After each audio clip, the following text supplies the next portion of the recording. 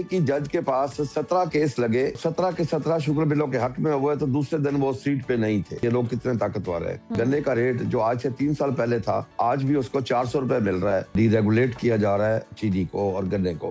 Price commission बनाए, 25% profit के साथ हमारी रेट बना दे, जो दुनिया करती है। बढ़ती कीमतों के साथ साथ अदम दस्तयाबी जो है वो भी एक बहुत बड़ा मसला है, क्योंकि गवर्नमेंट की जानिब से कीमतें कुछ और मुकर्रर की गई हैं और दुकानदार कहते हैं कि हमें जनाब वारा ही नहीं खाता इस कीमत पर चीनी को बेचना। तो जनाब आप इसी हवाले से मजीद डिस्कशन कर लेते हैं। हमारे साथ मौजूद हैं किसान इत्तेहाद के सदर खालिद खोखर साहब। खालिद साहब, बहुत शुक्रिया आपके वक्त का। सर, सबसे पहले तो ये बताइएगा कि चीनी की कीमतों में जो बेतहाशा इजाफा है, आपके नज़दीक इसकी वजूहात क्या हैं और जिम्मेदार कौन है चीनी महंगी होने का? जी बहुत शुक्रिया।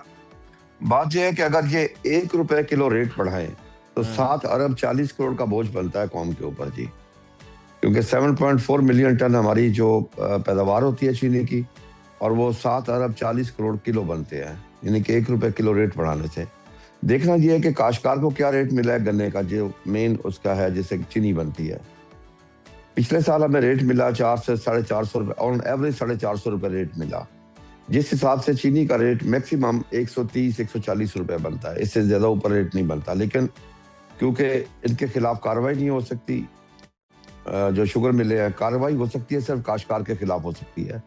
कि काश्तकार की अगर गंदम की पैदावारी लागत 34-3500 रुपए थी, तो हुकूमत ने वो 1900-2000 में बिकवाई, क्योंकि काश्तकार कमजोर है इस मुल्क में। काश्तकार के पास इतने पैसे नहीं है कि वो अदालतों में जा सके। अब अदालतें किसका साथ दे रही हैं? आज तक जितने फैसले हुए हैं अदालत में, वो सारी शुगर मिलों के हक में हुए हैं जी। मुझे एक वाकया याद आ रहा है कि एक सेक्रेटरी फूड थे मियां मोहम्मद जमान भट्टू साहब, उन्होंने एक स्टेटमेंट दे दी कि एक ही जज के पास 17 केस लगे, जस्टिस के पास शुगर मिलों के, और 17 के 17 शुगर मिलों के हक में हुए, तो दूसरे दिन वो सीट पे नहीं थे। अब ताकत का अंदाजा खुद लगा सकते हैं कि ये लोग कितने ताकतवर है। इस वक्त काश्तकार की परेशानी है कि उसकी पैदावारी लागत बढ़ चुकी है। 7-8 हजार वाली डीएपी 15,200 रुपए पे चली गई है, 2,000 वाली यूरिया 4500 रुपए चली गई है, डीजल का रेट बढ़ गया है, बिजली का रेट बढ़ गया है, लेबर चार्जेस बढ़ गए हैं। लेकिन उसके गन्ने का रेट जो आज से 3 साल पहले था, आज भी उसको 400 रुपए मिल रहा है, यानी कि ना होने के बराबर है। गन्ने का रेट आज जो चीनी का रेट है उसके मुताबिकत से अगर देखें तो वो 700 रुपए बनता है। चलो 700 ना दे, 600 रुपए दे। अगर ये 600 से कम आप 400 रुपए पे शुरू कर रहे हैं, तो इससे मुराद यह है कि सिर्फ पंजाब में जो काश्तकार का इस्तेसाल होगा वो 396 अरब रुपए हमारी जेब से शुगर मिल वाला निकाल रहे हैं उससे। यानी कि अगर यहाँ पे तकरीबन 22 लाख एकड़ काश्त है, अगर हम 900 फी एकड़ पैदावार लगाएं, तो उससे हिसाब से 396 अरब रुपए हमारी जेब से निकाल के शुगर मिल वाले जो पंजाब में 41 हैं, वो अपनी जेबों में डालेंगे। तो इससे ज्यादा जुल्म क्या हो सकता है?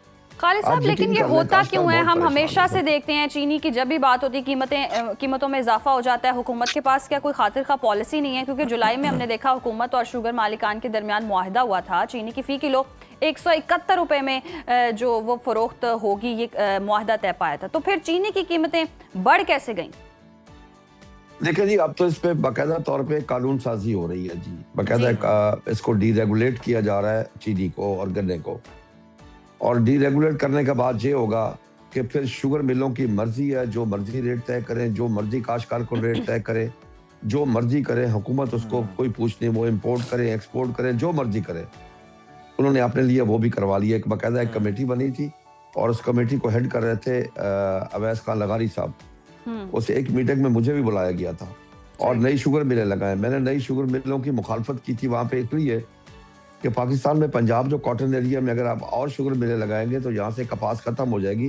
कपास ही हमारी एक्सपोर्ट आइटम है वाहिद, जैसे हम तकरीबन $20 बिलियन की हम एक्सपोर्ट करते हैं। हाँ, पहले भी मैं आपको अर्ज करता चलूं, 60 की दहाई में एक कमीशन बना था, एग्रीकल्चर कमीशन जी। उसकी नवाब कालाबाग उसको हेड कर रहे थे। उसकी सिफारिशात में पहली सिफारिश ये थी कि पत्तों की से लेके रहीम यार खान तक कोई शुगर मिल ना लगे, क्योंकि ये कॉटन एरिया। लेकिन हमने तमाम शुगर मिलें वहीं पे लगा दी। ये 87 के बाद लगी है, इससे पहले कोई शुगर मिल यहाँ पे नहीं लगी। हमने अपने आप के साथ खुद जुल्म किया है। एक तरफ व्हाइट गोल्ड है, दूसरी तरफ व्हाइट पॉइजन है। हमने व्हाइट पॉइजन को तरजीह दी और व्हाइट गोल्ड को हमने पीछे छोड़ दिया। आज यही वजह है कि हमारा इम्पोर्ट एक्सपोर्ट का डेफिसिट बढ़ गया है। आज हम ज़रूरी मुल्क होने के बावजूद 10 से 12 बिलियन डॉलर की एग्रीकल्चर प्रोड्यूस की बाहर से इम्पोर्ट कर रहे हैं। फिर जिन काश्तकारों ने गन्ना काश किया है, मैं खुद शुगर केन ग्रोअर हूँ और मैं बड़ा ग्रोअर हूँ, हमारा कसूर क्या है कि हमारी पैदावारी लागत हमें वापस ना मिले? हमारा कसूर क्या है कि हम उगाएं, हम खर्च करें, पूरे साल की फसल है और उसके बाद ये चंद लोग कमाएं? क्या हमारे लिए हुकूमत नहीं है? क्या हम पाकिस्तानी नहीं है? क्या हम इंसान नहीं है? क्या हमारा जीने का हक नहीं है? क्या काश्तकार के बच्चे नहीं है, उसने तालीम नहीं दिलवानी उनको, कपड़े लेके नहीं देने, खुराक नहीं देनी उनको? क्या सिर्फ इन्हीं का, क्या इनका पेट नहीं भरता? बिल्कुल, ये सोचने का मुकाम है खालिद साहब। लेकिन जरा हम उस पर बात कर लेते हैं, जो चीनी की कीमतें डीरेगुलेट की जा रही हैं। पहले हम गंदम का सुन रहे थे, तो सर इससे जरा बताइएगा तफसील से कि क्या नुकसान होगा काश्तकार से, काश्तकार के एंड से क्या नुकसान होगा, और उसके अलावा फायदा कितना होगा शुगर मिल्स वालों को, और जो खरीदार है, एंड बायर है, वो खसारे में रहेगा, फायदे में रहेगा, क्या होगा? देखिए जी, उसमें फुली अख्तियार जो है वो शुगर मिल को होगा जी।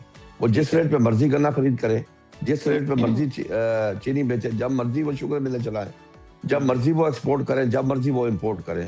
तो उनका तो किरदार आपके सामने है ना कि पिछले साल एक्सपोर्ट करके उसके बाद किस तरह एंड कंज्यूमर का इस्तेसाल किया गया है, किस रेट पे उनको चीनी दी गई है, किस रेट पे चीनी बेची गई है एंड कंज्यूमर को। और आज अगर काश्तकार का इस्तेसाल देखे तो अगर हुकूमत ने इंडिकेटर प्राइस नहीं दी तो गन्ना रेट किस पे शुरू किया जाए? 400 रुपए था, जो आज से 3-4 साल पहले ये रेट था। आप खुद अंदाजा कर लें कि जब हमारी कॉस्ट ऑफ प्रोडक्शन डबल से भी ज्यादा हो चुकी है, क्या काश्तकार ने इस मुल्क में नहीं रहना? क्या काश्तकार से ज्यादा मुहिब वतन पाकिस्तानी कोई नहीं है? क्योंकि हम अपनी जमीन का टुकड़ा उठा के किसी दूसरे मुल्क में मुंतकिल नहीं कर सकते। हमारा जीना पाकिस्तान में, मरना पाकिस्तान में, औलाद इधर, जायदाद इधर, तालीम इधर, सेहत इधर, ईमान इधर, हमारा कब्रिस्तान इधर, हमारी सैर सियाहत भी इधर पाकिस्तान में है। हम अपने मुल्क के लिए सोचते हैं, लेकिन यकीन कर लें इस वक्त काश्तकार बहुत परेशान है। उसे कपास, तो खालिद साहब, फिर जो काश्तकार है, जो गन्ने का खास तौर पर काश्तकार है, वो आप बता रहे हैं कि 3 साल पुराना रेट जो है उस पर गन्ना खरीदा जा रहा है शुगर मिल्स की तरफ से, तो फिर क्या ऑप्शंस हैं? क्या वो लगाना छोड़ देगा, किसी और अजनास की तरफ मूव कर जाएगा? देखिए जी, इस वक्त तो उसके पास रास्ता ही कोई नहीं है जी। मैं आपको हकीकत बता रहा हूँ, हमने ज़राअत के ऊपर इन्वेस्टमेंट नहीं की, ज़राअत को आगे लेके नहीं गए, कपास की फसल हमारे हाथों से चली गई है। अब आपके सामने गंदम एक फसल होती थी, अच्छा गंदम में हमें रेट नहीं मिला, 2 साल से हमें 2200 अरब रुपए का लॉस दिया गया। इसी तरह बाकी फसलों में अभी तो हमें क्लाइमेट चेंज का मुकाबला, लेकिन खालिद साहब, हुकूमत की तरफ से तो बहुत दावे किए जा रहे थे कि ज़राअत पर बहुत इन्वेस्टमेंट की जा रही है, ट्रैक्टर दिए जा रहे हैं, किसानों को जी बहुत ज्यादा फायदे दिए जा रहे हैं, किसान कार्ड दिया जा रहा है, इन सब का कोई फायदा नहीं है। देखिए जी, मुझे आप एक चीज बताएं कि अगर गंदम में मेरी जेब से 2200 अरब रुपए निकाल के मुझे 50 अरब रुपया दे दिया जाए, वो भी चंद फार्मर्स को, तो उसका क्या फायदा होगा? हमें सिर्फ और सिर्फ अपनी अजनास का रेट चाहिए, हमें कोई चीज और नहीं चाहिए। हमें एक बकायदा प्राइस कमीशन बनाए, इंडिपेंडेंट हो, वो तय करे कि हमारी कॉस्ट ऑफ प्रोडक्शन जी और 25% प्रॉफिट के साथ हमारी रेट बना दे, जो दुनिया करती है। अब आप मैं आपको अर्ज करूं, हमारा दुश्मन मुल्क है इंडिया, उन्होंने जो अब हम गंदम काश कर रहे हैं, 25 में काश कर रहे हैं और 26 में हार्वेस्ट करनी है, उन्होंने 2024 में जुलाई अगस्त में उन्होंने रेट दे दिया था फार्मर को। इसको कहते हैं फ्यूचर मार्केटिंग, कि काश्तकार को 1.5 साल पहले बता दिया जाए कि तुम्हारी ये कॉस्ट ऑफ प्रोडक्शन होगी और ये तुम्हें रेट मिलेगा। पाकिस्तान में तो हमें सेम डे पता नहीं। आज हमारी गन्ने की फसल तैयार है, शुगर मिलें बंद है, हाई कोर्ट चले गए, हाई कोर्ट से जाके स्टे ले लिया है। क्या हाई कोर्ट ने किसी काश्तकार को बुलाया है? जज साहब ने किसी काश्तकार से बात की है? वहां काश्तकार जाके खड़े रहे, काश्तकार की बात नहीं सुनी गई। देखे ना, ये जुल्म है।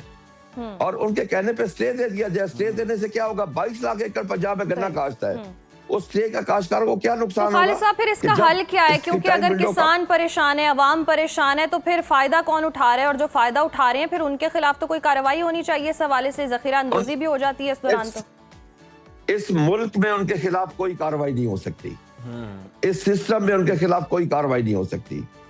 उनको कोई कुछ नहीं कह सकता, वो अरबों खरबों पति बन गए, उनको कोई कुछ नहीं कह सकता।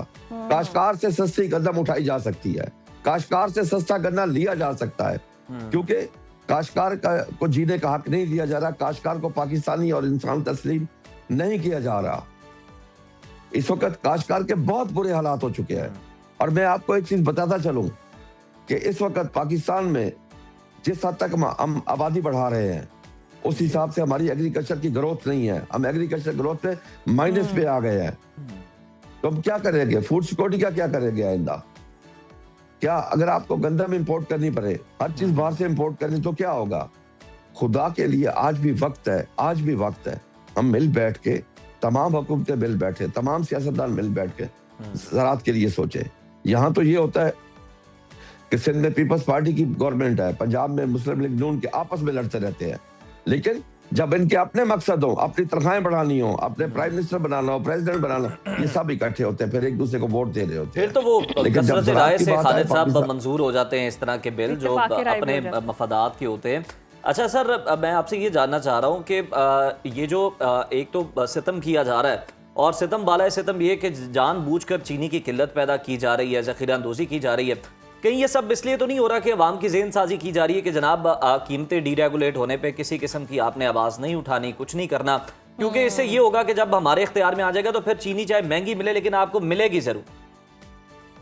देखिए, मैं आपको अर्ज करूं, डीरेगुलेट कर रहे हैं, डीरेगुलेट ऐसे ना हो कि जिस तरीके से डीरेगुलेट उन्होंने गंदम किया है जी, कि गंदम को जब हमसे खरीदनी थी तो डीरेगुलेट थी, उसके बाद उसको रेगुलेट कर दिया गया, रोटी का रेट तय था, आटे का रेट तय था, और बैरून सूबाई पाबंदी थी, बाहर एक्सपोर्ट में पाबंदी थी। जी, अगर डीरेगुलेट करना है तो एंड टू एंड डीरेगुलेट हो, फिर किसी चीज को हुकूमत ना छेड़े, फिर हर चीज को हुकूमत डीरेगुलेट करे।